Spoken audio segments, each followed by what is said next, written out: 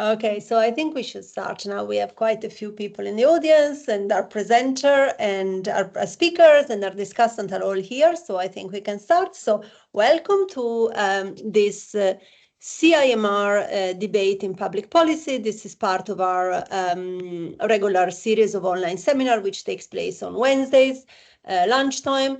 And this week, we are really happy to welcome Dr. Abhijit Gupta and Dr. Marianna Marra, who are going to present one of their papers, their most recent work, I think, called Importance of Interdisciplinary Research for Knowledge Exchange Universities, an Organizational Perspective. And we also have the discussant, Dr. Daniele Rotolo, who has kindly agreed to discuss the paper. And so the plan is for Abhijit and Marianna to present their work, and then we'll leave the floor to Daniele for a brief discussion, and then we'll try and take some Q&A from the audience. I am not sure, Marianna and Abhijit, whether you're happy to take any clarification questions during the presentation. If there are any, I will try to monitor to see if there's any people raising hands or writing in the chat. Just to introduce you very briefly, Dr. Abhijit Gupta is the head of the Department of Business Analytics and Operations at Surrey Business School. And he's an associate professor in business analytics. Marianna Marra is at the University of Sussex. She's a reader in international business and innovation. And she's also the director of doctoral studies at the University of Sussex Business School. And then Dr. Daniele Rotolo is a professor in science, technology, and innovation policy at SPRU at the University of Sussex Business School, and is also an associate professor at the Polytechnic University of Bari. Okay, so I can see that Abhijit is already sharing the slides, so I'm going to leave the floor to you for the presentation. Thank you very much, Federica, and thank you both Helen and Federica for kindly inviting us to present, to give us this opportunity to present this paper. As you can see, and you've heard that this is very much joint work with Marianna and myself. This is a piece of work we had started a few years ago. It took a bit of time to collect the data, get the ball rolling, and over the last few years, we have got it to a point where we think it's ready to share with everyone in public and get your views and comments on it. So let's start. I think I'll be doing the main presentation, and then Marianna and I can both participate in the question and answer session, if that's all right. Yeah. Okay. All right. So let's start. Let me see. Okay. Right. Now, as you can see, this particular project that we're doing is basically on interdisciplinarity and its outcomes, right? And what we are focusing on is interdisciplinary research in universities and how that translates into outcomes which are particularly in the knowledge exchange arena. I will sort of clarify what I mean by knowledge exchange down the line. But before that, let's look at what we sort of understand in terms of interdisciplinary research. Now, a bit of background and facts on interdisciplinary research. I don't know how many of you are aware that, but Times Higher Education had recently concluded a piece of research on the extent of interdisciplinary research and people's views on interdisciplinary research across the globe, across around 700 universities across the globe, as part of its development of interdisciplinarity rankings down the line. This was a pilot project, and they sort of surveyed universities and researchers to see what they feel about interdisciplinary research in a way. And that some of those findings can be found in that product development report, which you see out there. That's open access and can be downloaded by anyone. It's quite short and actually is quite illuminating. So a few things that were found about IDR or interdisciplinary research, I'll say IDR just to keep it short, that it is generally widespread globally, but surprisingly, it is more widespread in smaller and emerging economies, and less so in terms of proportion of total research or research per head, per capita, in terms of the number of researchers participating. less so in more developed economies where research, the context of research has developed over many decades or centuries. But in the newer economies, in the more emerging economies, idea seems to be far more prevalent and far more popular. Universities generally are also very interested in understanding the drivers and consequences of IDR, both the inputs, incentives, funding, outputs, impact, etc. But unfortunately, very little is being done to establish IDR or to put IDR in, embed IDR in universities globally. Some universities do it very well, some don't. But seems to be a healthy mix of how well IDR is integrated in universities' missions or actually in practice. But what is very clear is that context matters. That is, newer research environments or in research environments which are top down, where IDR is a policy, has been given policy empowerment from, let's say, the government in the center. In those kind of contexts, IDR seems to be more important and seems to be far more relevant or prevalent. So, given these are some of the initial findings, and this is just findings from surveys, and these can change if a wider sample of universities are taken globally. But at least within this sample, these seem to be the kind of findings that are that Times Higher Education seems to stress on. But generally, IDEA is not something new. It has been in the public discourse, it has been in research discourse for quite a while. And the reason is that it is generally believed now that to solve major problems, big complex problems, doing monodisciplinary research or addressing these problems in silos within particular disciplinary silos is not really productive.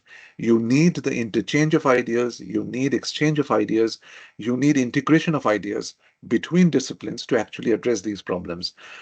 Because this kind of integration, this kind of an approach which borrows and gives into different kinds of disciplinary silos generally takes a big picture approach, which is often necessary to address complex problems. It is said that it might harm the depth of knowledge within a disciplinary silo. It might also pose barriers to researchers, given how research paradigm has evolved over the years.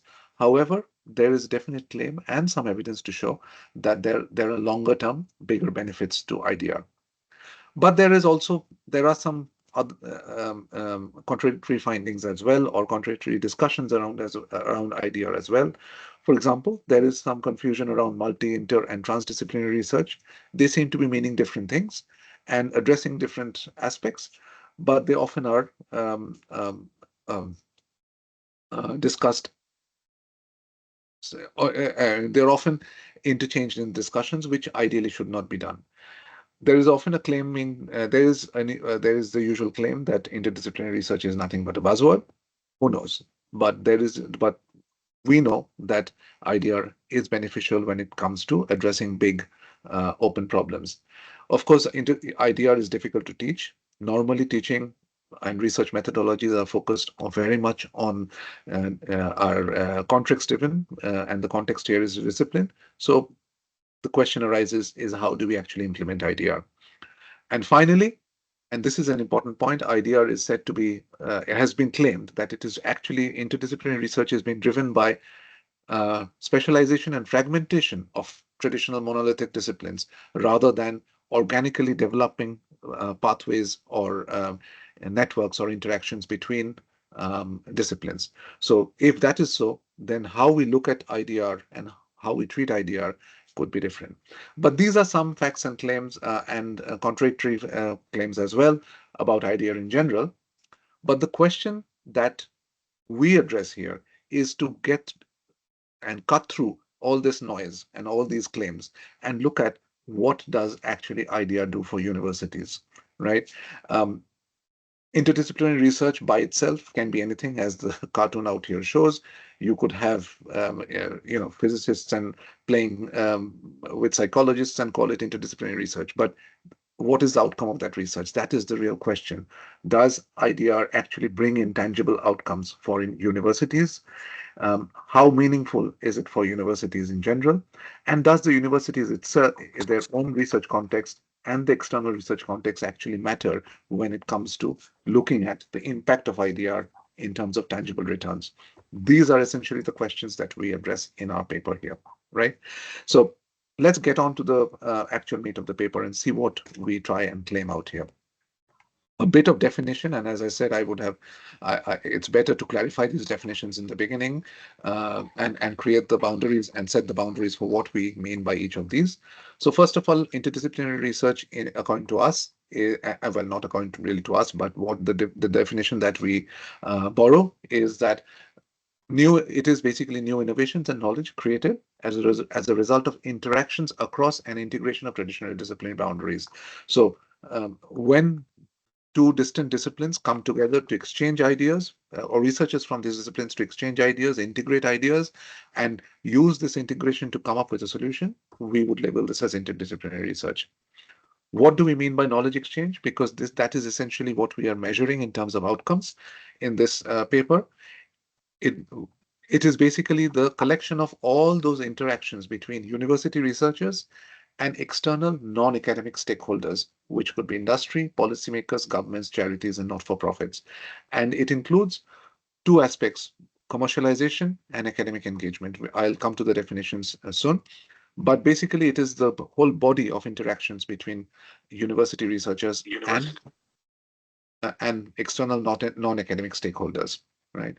And knowledge exchange, as we know, and in the audience, you know, Federica and myself, and a lot of us have actually worked on this area. And as we know that it is becoming a very critical component of the third mission of universities, and that is why it is a very good measure of outcomes when it comes to research impact. But research impact by itself, what we mean is overall impact of research on broader society outside academia. That is cultural impact, policy impact, environmental impact, financial impact, and so on and so forth. For this paper, we are not focusing on research impact within academia. We are focusing on impact on the broader society, right? And as you will see, we are borrowing the idea of research impact from the way REF, or the Research Excellence Framework in the UK, defines research impact, and hence the use of this term. But we'll come to that later. A bit of background when it comes to IDR. The literature on interdisciplinary research is quite vast. It has been growing. It has grown over the last 20 years. And most of it has been focused on conceptualizing what is interdisciplinarity and the measures of interdisciplinarity. As has been pointed out, it is basically integration of disciplines leading to new knowledge, which is more than the sum of its parts, new modes of thinking, new modes of addressing problems. However, recombination or integration of new modes of alternative paradigms of knowledge is risky. But at the same time, it also increases the chances of major breakthroughs, which is why these big, major complex problems, whether it's to do with sustainability, AI, and so on and so forth, require interdisciplinary thinking, because it helps to frame complex problems in novel ways, leading to new perspectives on how problems can be solved. Now, conceptualizing interdisciplinarity is quite difficult, and that is why there is a huge body of literature on this. So what has been recognized is that interdisciplinarity is not a single dimensional concept. There are various aspects of interdisciplinarity, and if one has to work on interdisciplinarity as an input or an outcome, one has to look at all these aspects. So there are three things which we, and according to the literature, which we focus on here. One is the variety of disciplines. That is, if you look at a body of literature and look at interdisciplinarity, the content of interdisciplinarity in it, one aspect of it is the variety. That is the number of disciplines coming together overall, right? Or even not just the number, it could be if the body of literature involves a large number of papers, the number of, on average, how many different disciplines come together within a paper. That's the variety aspect of interdisciplinarity. Balance, on the other hand, has to do with how evenly these different disciplines are being distributed amongst the papers.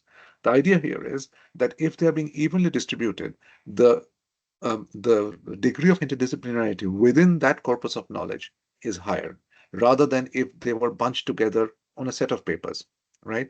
Because then you can say that the knowledge is being from alternative areas are being distributed across these papers rather than being bunched into it. So, and as a result, the body of knowledge that we are considering can be called more interdisciplinary. And finally comes the idea of disparity and similarity of disciplines. It is related to this distributional aspect of balance, but the disparity takes into account not just how these different bodies of knowledge are distributed in the papers, but how different they are from each other. So some disciplines, for example, physics and maths, are quite close to each other because they have been used together traditionally, historically, and in the way these disciplines have evolved. Uh, Economics and finance, another example, right? However, if you consider, let's say, literature with physics, these are quite distant disciplines. You would seldom see these two coming together. And conceptually, cognitively, they are very different disciplines. And as a result, you need a measure, or you need not a measure, you need a conceptualization of interdisciplinarity, which takes into account the fact that some disciplines, when they come together, do come together more naturally, and some don't, which are far away. So if you have a body of knowledge where very disparate disciplines are coming together, you would say this body of knowledge can be considered more interdisciplinary. Now, these variety, balance, disparity measures or concepts are monotonic in the sense that if you keep two of them constant and increase the other one can claim, at least according to literature, that the degree of interdisciplinarity in the body of knowledge has increased, right? So they are quite independent of each other, and hence this monotonic increasing property can be implemented on it. There is an alternative conceptualization of interdisciplinarity from the network perspective, which is a network of ideas, knowledge, etc. But I will not go into that in the interest of time because we don't use that in the paper. We are more focused on this tridimensional conceptualization of idea in terms of the disciplines being involved. Now, another body of literature has looked at the consequences of interdisciplinarity. And now this is when I say consequences, it could be consequences within research, consequences on careers, but less so consequences on the whole research impact outside academia. However, one thing that has been recognized that IDR carries higher transaction costs for individual scientists, and they're considered to be risky, both from the aspect of the fact that that outcomes may not be as easily gained because of the problems of communication between different disciplines, different paradigms coming together, etc. Or it just could be the fact that interdisciplinarity so far has not been appreciated as much within traditional disciplines, in publication, in career pathways, and so on and so forth. However, it has also been found that scientists engaged in idea are likely to see greater impact of the research on both science and society individually, right? More work has been done on the science aspect, but very less so, but quite new pieces of literature are emerging, which has looked at the impact of idea on society from the individual scientist's perspective, particularly Deste et al. Research Policy 2019. And also idea-oriented scientists are expected to be more responsive to demands in the research, to social demands on the research agendas, because of the way they think, and possibly that is what actually motivated to undertake IDR in the first place. But when it comes to universities as organizations, this is a bit more complex, right? First of all, universities are the place to hold interdisciplinary or to house interdisciplinary research, simply because they do house the disciplines themselves. They have the ability to provide those open spaces where disciplines can come together, they can talk, they can interact, they can actually build a research agenda based on interdisciplinarity. So universities are the right places for this. However, to build these kind of spaces requires a resource. It has implications on the disciplines themselves, on departments themselves. It could have implications on reputation, ranking, funding, and so on and so forth, positive or negative. I'm not making a value judgment out here, but just saying that it has consequences. At the same time, the university has to manage incentives and processes, right? As I mentioned, disciplines themselves may not be too ready to accept interdisciplinary research as something which qualitatively appears as good as to them as monodisciplinary research. So the incentives have to be put in place. Processes where people can be put together, they can be incentivized, has to be put in place as well. Now, the literature does hint at a positive link between idea and KE outcomes, especially with the Deste paper. But the problem arises that link is not clear at all when it comes to universities, because as I said, the mechanisms behind it, as well as the organizational shift of resources towards IDR, the processes, etc., may not be aligned. All of these has consequences for the organization as a whole. Make no mistake, organizations are talking about it as the facts, as the initial report, which I mentioned, talks about it. But how well they do and what are the consequences of interdisciplinary research housed in universities is not at all clear. And it's very different from firms because businesses have a much clearer agenda in terms of output. For them, it's different. But for universities, where the agenda is very different from firms, the outcomes are not really clear. And this is where we try and make an impact. Sorry, I shouldn't use the word impact because that is quite confusing. We try to make we might try to make this link clearer. But before we go into that, just a brief on what knowledge exchange means.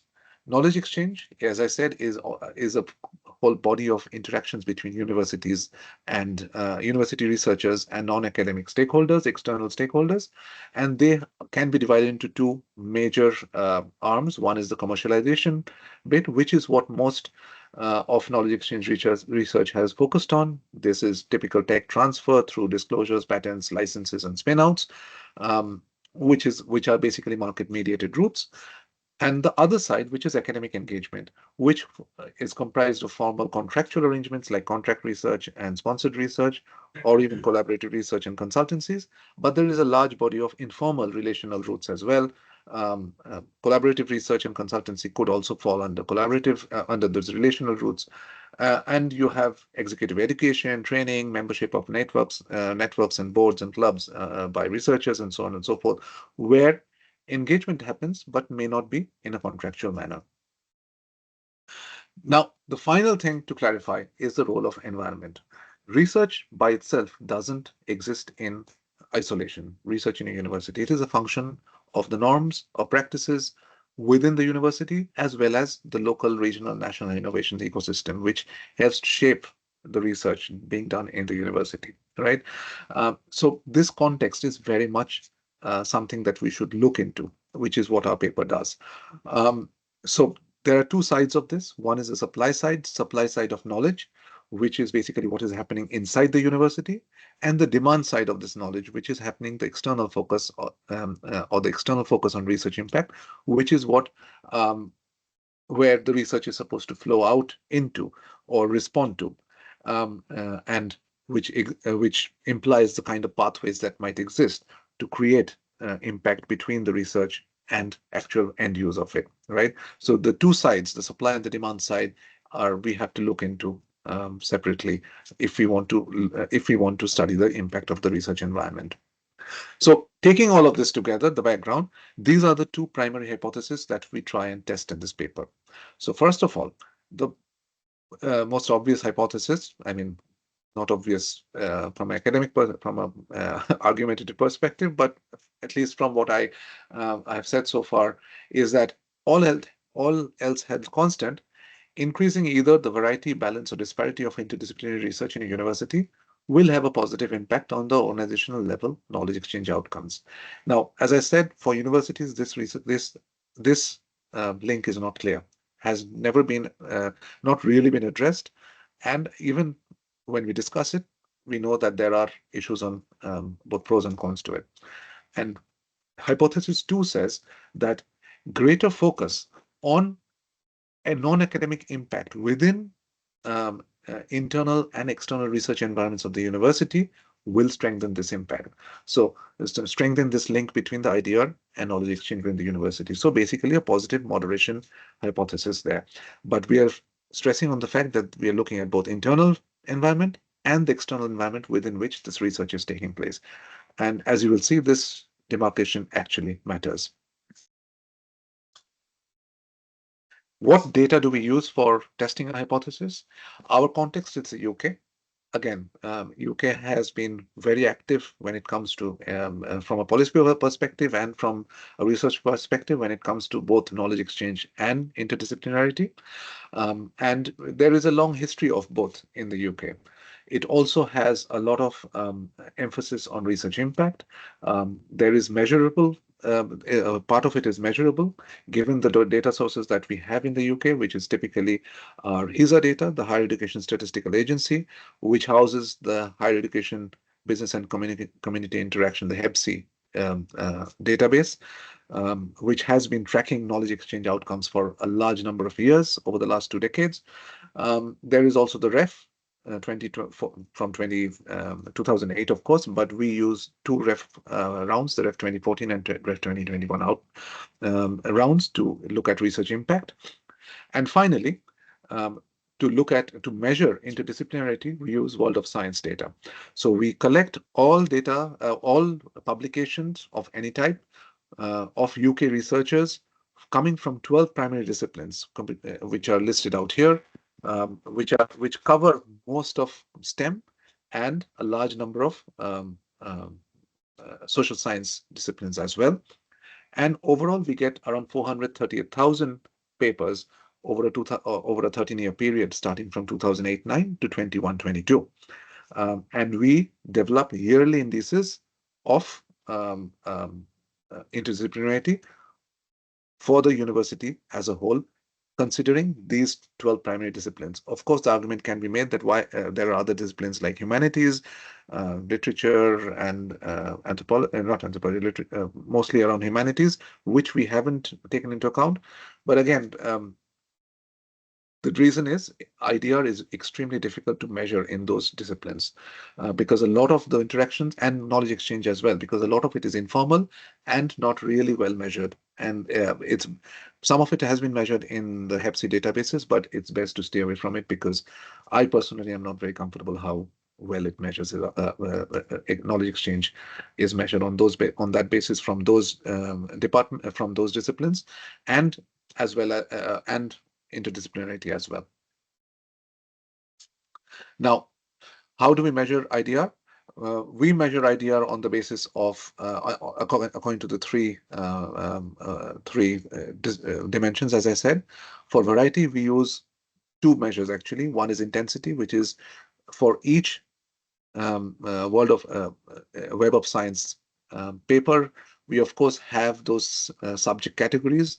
So for example, if a paper comes from physics as its core discipline, it will also list all other subject categories that paper addresses in the citations.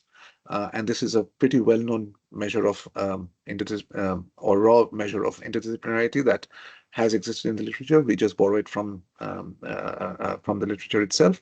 So what we do is we develop university level measures of variety, balance, and disparity based on these Web of Science subject categories for each of the papers that we're considering, which we collect on the university yearly basis, right? So there are 2 measures of variety: intensity, which is the average number of Web of Science categories per paper, per university per year.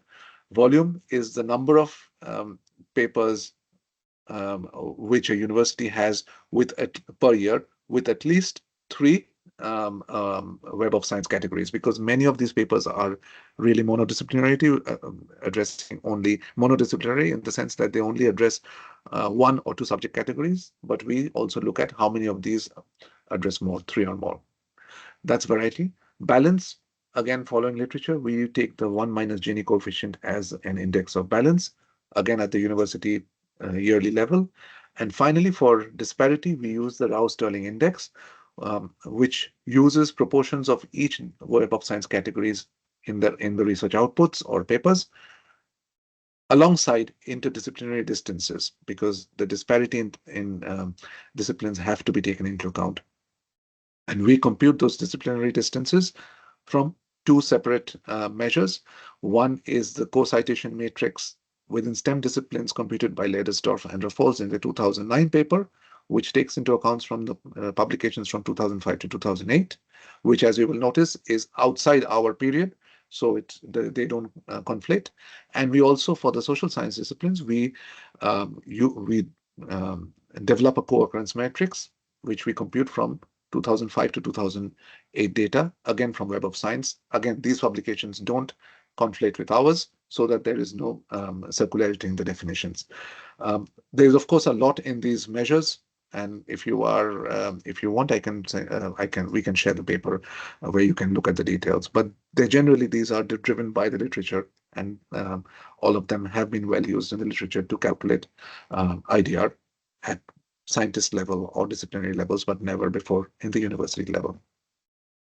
Measures of KE are quite standard. We derive it from the HISA HEPSI database within the HISA. For commercialization, for commercialization, we take or which is represented as the IP income. We take sale of licenses, income from spinouts, including sale of shares. For academic engagement, we consider contract income, collaborative income, and consultancy income. Again, the definitions are very different for each of these. I'm not going into them, but basically these are research income arising out of interactions of various different kinds between researchers and non-academic stakeholders. Collaborative income comes from those big consortia where industrial partners and non-academic and academic partners come together, whereas contractual and consultancy incomes are a bit more market mediated. Well, contract is definitely more market mediated because they come from specific contracts where a research problem is given to the university by an external stakeholder to solve based on a contract. And consultancy is where it's a bit more relational, where individual scientists try and solve problems in the industry. But what we exclude are non-research related engagement, because interdisciplinarity in non-research related engagement is pretty difficult to justify. For research impact, we use two measures, and these two measures are basically, one is the internal focus, where we look at where we use the REF 2014 and 2021 impact measures from the REF scores which we have obtained, and use that as the university's internal impact focus. And we have two different measures, one for 21 and one for 2014. The external focus, now this is a bit more subjective, and I welcome your views on it. External focus is a dynamic thing. It is measured as using a time dummy, where the time dummy takes value 0 for years up to 2014 and takes the time value 1 after time 2014. Why is that? Because within up to 2014, the focus of impact or impact case studies within REF was pretty less, and it was not really discussed that much. Whereas since 2014, the importance of research impact within REF has increased a lot, and universities are actually doing a lot to generate these impact case stories, which some of you are quite familiar with in your own work as well. So these are the two measures, two sets of measures, one for internal focus of research impact and the other one external focus of research impact within in the environmental context. For estimation, very quickly, we use a panel data because we have a panel of 98 universities in 13 time periods. We use both fixed effects and random effects. We use robust standard errors clustered at the university level. Other dynamic controls we include for fixed effects are size and research grant. Size as in employment, and research grant income as a proportion of total income. We also control for year effects and university effects in fixed effects, whereas for random effects model, we only control obviously for year effects. And we use the Wu-Hausman test to judge whether we should consider the fixed effects or the random effects results.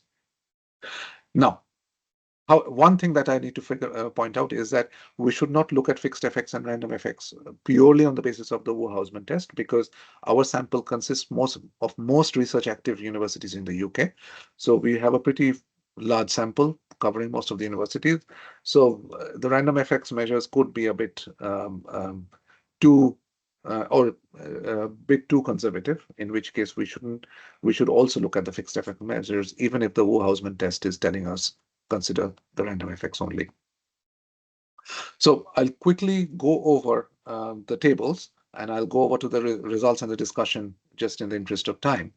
What we do find in the baseline is that there is when we look at overall K in the university, not within channels, but we look at overall, we see that IDR definitely has a positive effect on knowledge exchange, but only the balance and mostly the disparity measure, which is of importance here. Variety, that is in terms of the number of disciplines or average number of disciplines, really has not much of an effect. But it is only when you consider distribution, and more importantly, the distribution which takes into account the distance between the disciplines, that seems to have a major effect on knowledge exchange outcomes. And this is something that we should keep in mind when discussing the results. When again, if we look at the overall knowledge exchange framework and we look at whether there is whether this relationship between IDR and knowledge exchange is moderated by impact focus within the environment, research environment, you'll see that there are three columns. One is the internal impact focus, or the REF 2014 result, the REF 2021 result, and the time dummy which we use. Now, only thing which is significant is the REF 2021 result, and that too for disparity, which has a weak positive effect, and the others really not significant. Now, the 2021 result is a bit special because that reflects that there was both focus internally within the university's context and externally, because the 2014 to 2021 time period is when research impact really became important both within the sector, and also there was from a policy perspective as well as internally. So when we do see a positive impact of a positive moderation effect, it is only in that context where both the external and the internal effect both seem to have both seem to be giving research impact some importance.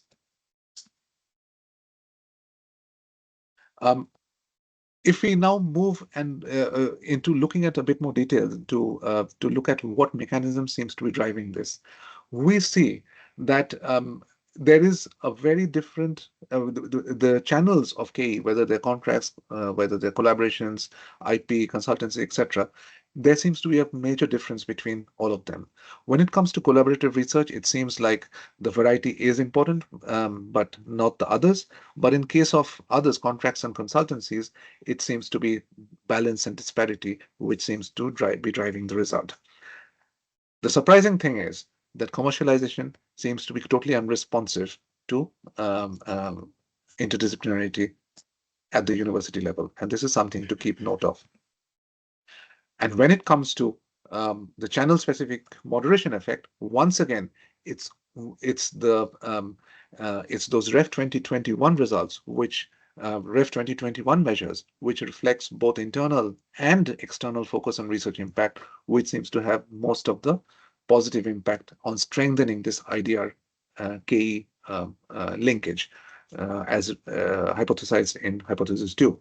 Only there seems to be a small negative effect in collaborations, but the magnitude is too small compared to, although it is significant, the magnitude is quite small and can actually be ignored given the size of the main effect.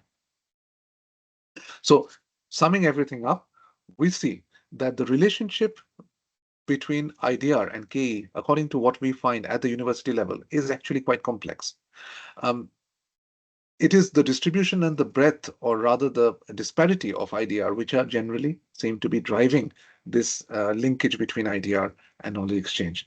And these relationships are channel specific as well, with more academic engagement driving the relationship rather than IP.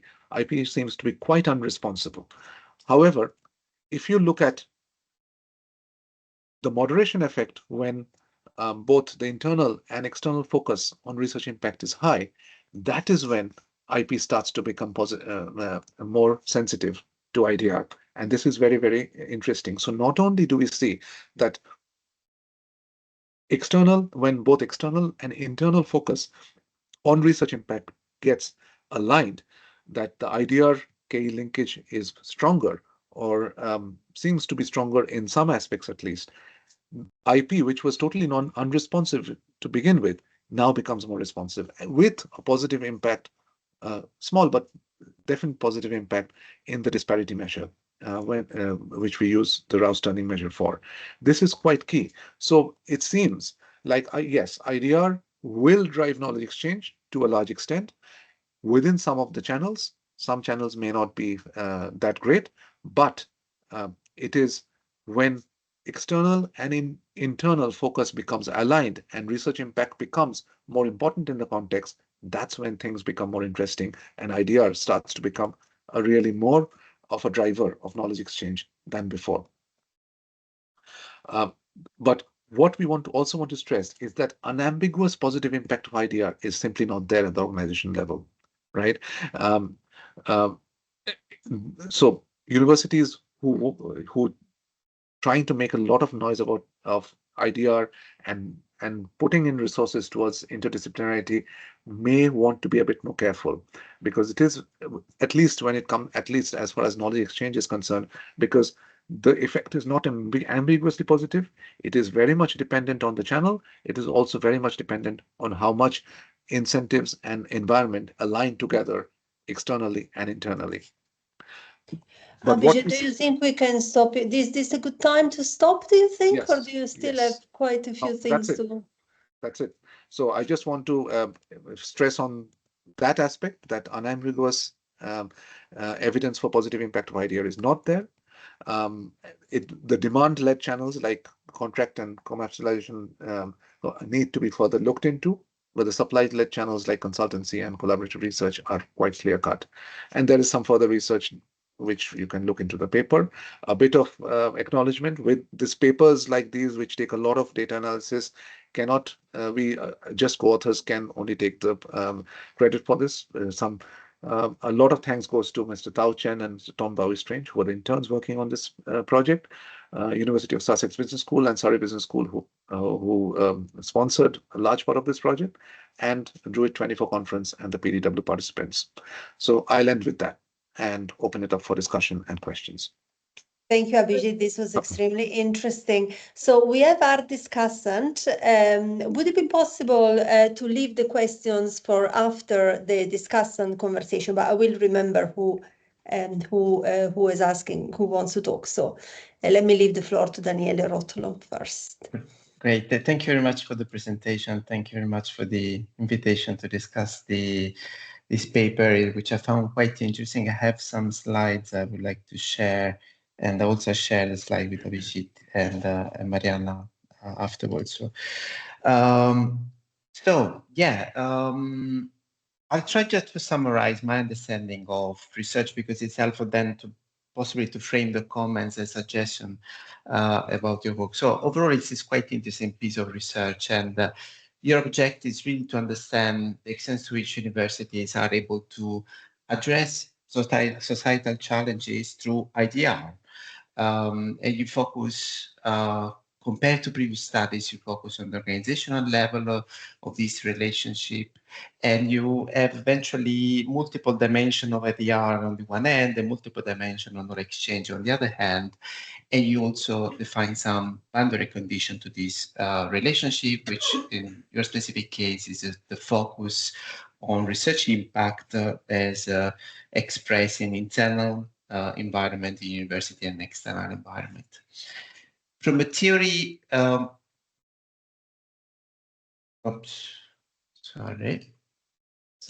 Okay, so from a theory perspective, you build on the literature on IDR, literature on knowledge exchange with some reference to knowledge recombination, academic entrepreneurship, and you develop two hypotheses. The first one is that university IDR, which you measure in terms of diversity, variety, balance, and disparity, is positively related with university knowledge exchange outcomes. And the second hypothesis presents a moderation effect related to the boundary condition you outlined early in the paper. And you build on the relatively large sample of universities, 99 research active universities in the UK over a relatively long period. You operationalize IDR in terms of variety, balance, disparity by using Web of Science data and the subject categories. You use ESA data for knowledge exchange, and then you focus on. Sorry, Sorry, can you still hear me? Yeah, sorry, my headphones just unplugged for some reason.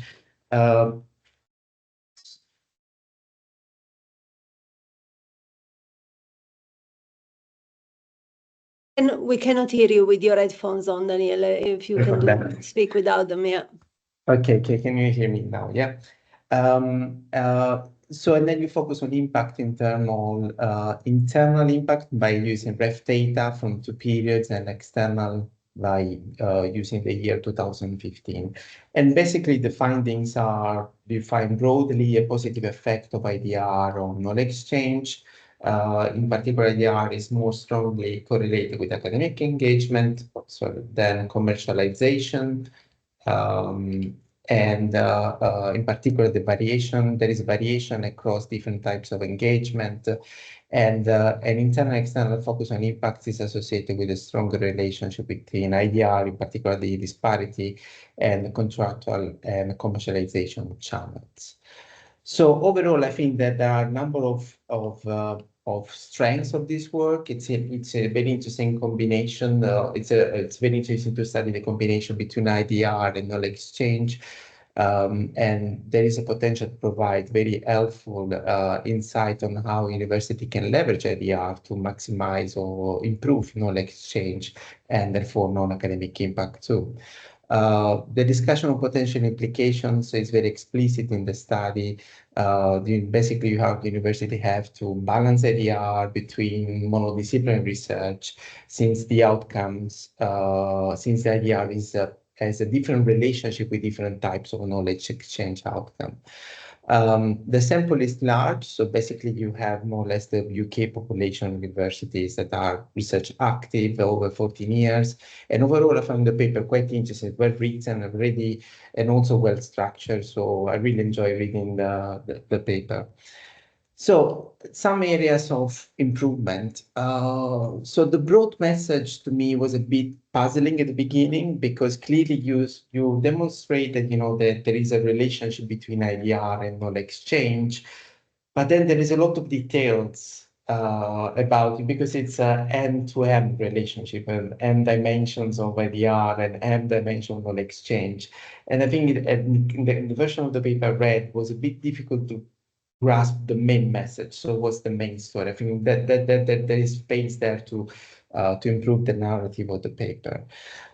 From a theoretical perspective, I think that at a certain point in the paper you argue, as in the presentation, you contextualize societal impact in terms of knowledge exchange. And I didn't find that, at least in the paper, the rationale particularly compelling. So perhaps you can focus on the relationship of IDR and knowledge exchange, and then elaborate on the societal impact as an implication of the findings, as being knowledge exchange related to societal impact too.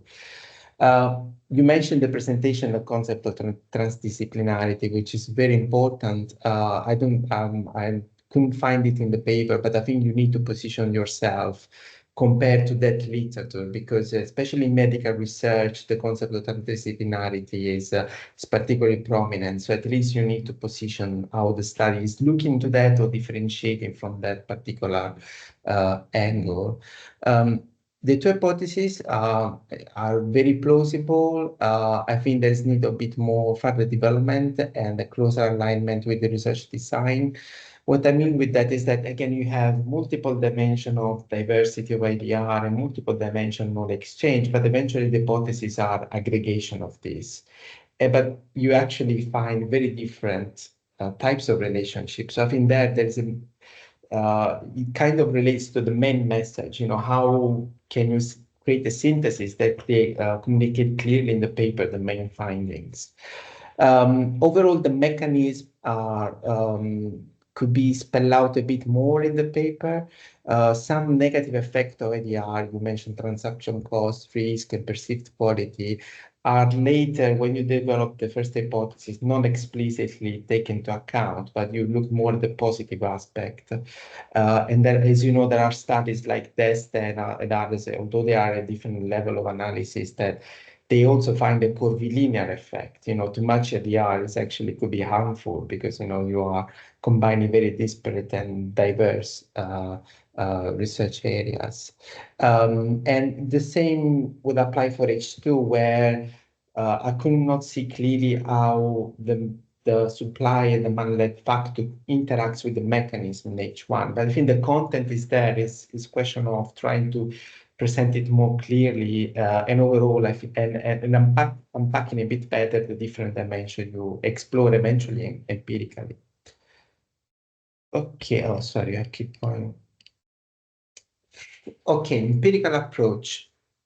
You use Web of Science categories to proxy disciplines. So the concept of disciplines is it's a very complex one because they are socially constructed. So, but overall, it's an established approach in the literature, the use of Web of Science categories. The problem is that they are journal level aggregation. So they are defined by aggregating journals, but not research work, but not studies.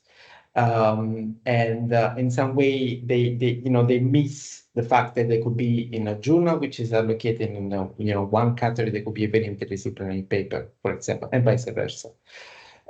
So one thing you might want to explore, and happy to have a chat later if you wish. There is OpenAlex, a new database on publication, which provides fields classification, which are constructed on the basis of citation data, and they provide different granularity. So that could be a nice way of operationalizing that. And then you also, as a consequence of operationalizing using subject categories as a measure of IDR, also the variety will depend on the journal in which the university publish, researchers in university publish, rather than on the actual research that they have producing papers, rather on the actual IDR content of the paper.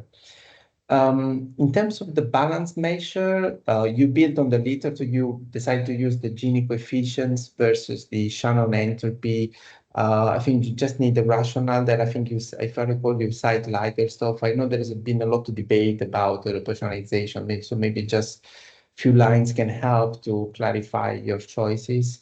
But more, what I think you will need to examine a bit better is the aggregation at university level, because the way you operationalize the balance measure at the moment is that you can have the same balance measure with a university which is monodisciplinary and a university that is very interdisciplinary. So here I provide two examples where you have University 1 publishing a paper in 3 subject categories, on 3 disciplines, combining 3 disciplines, another paper combining 2 disciplines, and then another university publishing the same disciplines, but in different types of outputs. So the vector in which the balance is constructed will be exactly the same, but you see that in the first case, the university is more interdisciplinary than the second case. Also, one things to reflect on, maybe in the discussion, is that most of the publications are collaborative, so they involve multiple organizations, not only the university you are examining. Therefore, this measure might not provide a clear indication of the ability of the university to conduct IER with internal capabilities. I don't have an easy solution to this problem, but it might be worth just discussing as a limitation of the data, because clearly this is, there are no different types of data we could use to operationalize in large-scale IDR. Again, there is a large set of knowledge exchange outcome, which I found quite interesting. But again, there is a single hypothesis. I think there that there's space to think possibly to different mechanisms, from on the theoretical side before going into the empirics.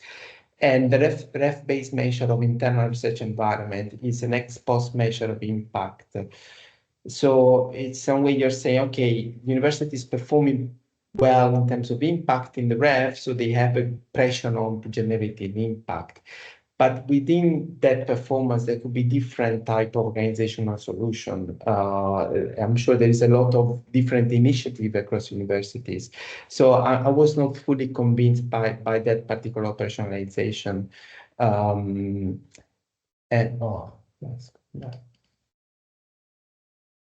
And then I have a few other minor comments, but maybe I'll leave it there because I know maybe I took up much of the time. But thanks a lot for the opportunity to read the paper, and I found quite interesting. Thank you, Daniele. Rather than giving you the opportunity to respond to Daniele's observations, maybe we can take some of the questions. Thank you. There's some really good questions, comments, extended questions from Mark Gray in the chat, but Mark is set to leave, I think. So if you don't mind, maybe copying them so that you can maybe think about them later, Marianne and Abhijit. Some of them might be useful for you to think about. Can you see them in the chat? Yes. I'm just copying. Yeah. But there is a question from Shiva Patak. Would you like to ask the question, Shiva? And Yes, I know sure. you've written in the chat. Yeah.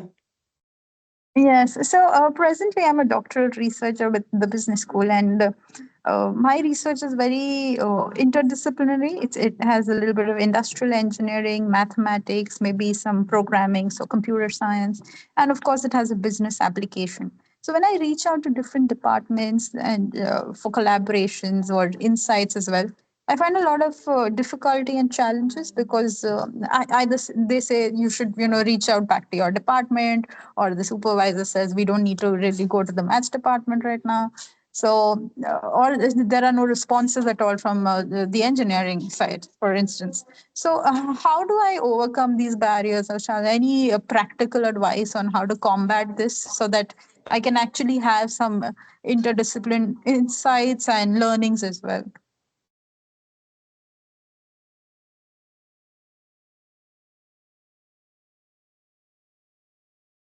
Should we? Yeah, listen? Mariana Abhijit, do you want to give an answer? Mariana, anything you want to say? You've been silent. Okay. Well, I think that this is the issue that we are trying to unpack at some point in Hypothesis 2, and this is the issue of UK business school in general, that they all aim to be interdisciplinary, but instead this is a very difficult trade-off to balance, and that's why from the external we have this pressure to encourage collaboration and interdisciplinarity, but then there are other barriers that inevitably are upon us. And this is probably something that within each university and institution has to be managed with practice. And there are a few case studies that highlight some kind of, I think there is an interdisciplinary lab at Harvard and a case studies published on research policy on that, on the way to overcome this barrier to interdisciplinary, but I'm afraid I don't have an answer. I mean, I don't have a recommendation on this. Abhijit, do you have one instead? For Shiva, well, because you are, you have a, simple, go for it. no, is it that for Shiva, I have a very simple solution, which is talk to your head of department. Who can open some doors to you. But no, that jokes apart, I think there'll be some universities who do this better. There are examples like Warwick, Cranfield, who have historically done this better because they have brought together departments and created spaces where people talk. Unfortunately, in some universities, which are, again, it would be interesting to see whether this has related to size, scale, Russell Group membership, etc. But some universities haven't been able to do this well, and this is where incentives to change people's mindset come in. But I think the paper as such is not really about those incentives per se. It's about whether if incentives are present internally and externally, what happens as a result to this relationship. So yes, it's a very interesting question, Shiba. What can you do practically? What can the university do practically? And hopefully future research can address these problems. I'm going to use Chair's privilege. Thank you. If there are no more questions, I don't know if there is any others, but I'll just ask a very quick one. I was very surprised by your strong findings on disparity. Would you like to give us your interpretation of why you find the disparity is so much more important or relevant than variety and to some extent balance? And the other question is, what do you think the university is the best unit of analysis for this kind of analysis? Right. So I think very difficult and interesting questions, Federica. So first of all, the disparity measure, I have two alternative answers, or not alternative, but they can also go in together. One is the measurement issue, right? Now, if you have two disciplines which are close together in a paper, for example, physics and maths, they might be so close together that they're actually not citing anything from the other discipline. They might just be citing the core disciplines that they are addressing, which is in physics, right? That is the measurement issue. Whereas if you have really disparate disciplines, they actually go ahead and make that effort to cite papers from the other discipline to show that, yes, we are borrowing from that end, right? So that's the measurement issue. But the non-measurement issue, I think, is what seems to be implied here is that when two disciplines which were traditionally disparate are coming together, there is a real effect. There is a real effect on knowledge exchange, and hopefully it's not just a measurement issue that is creeping up in our paper. It is the fact that bringing together different disparate disciplines does have an impact on on consultancies or on IP or collaborative research for that matter. So there is something real happening. And why universities as the measure? Because I think, as I said, universities find it challenging to manage this, because managing research in itself is challenging between disciplines, but across disciplines, when you want to bring people together, it has real implications. It has implications on resources. It has implications on how the university is perceived, how these departments and researchers are being perceived, and whether these perceptions can be overcome if they're negative or encouraged if they're positive. So I think it's interesting to see that organizational unit as a university to understand the dynamics of it internally. Hope it answers your questions. And thank you, Danielle. Those are excellent points you made as well. So unfortunately, we have finished our available time. I don't see any other questions. So yeah, so I think this is probably a good time to close this debate. But thank you very much to the speakers, and thank you very much for the discussions. I hope that I hope that the audience has enjoyed this presentation as much as I did. And I hope that you, Abhijit and Mariana, have had some helpful feedback from the discussion and the audience as well. So, Absolutely. okay. So let me Thank thank you. Daniele also and Federica for hosting us. Yes. Okay, so thank you. Thank you very much. Bye all. Bye bye, everybody. Oh, he has left. That's okay. Yeah. Bye-bye.